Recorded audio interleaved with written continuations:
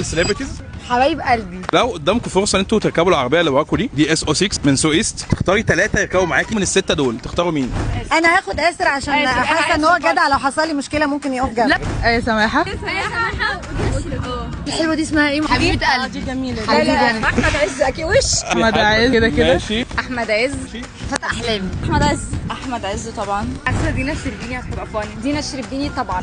ايه سماحه. ودينا الشربيني. اخد اسماء جلال، آسر ياسين، واحمد عز. واسماء جلال. المشاهير دي بحبها. طب مين يقعد قدام جنبك؟ لا احمد عز في قلبي. احمد عز اكيد. هو لو ده- ياخد له العربيه عادي. معلش يا وليد. طب مين يقعد جنبك قدام؟ اسماء جاهزه.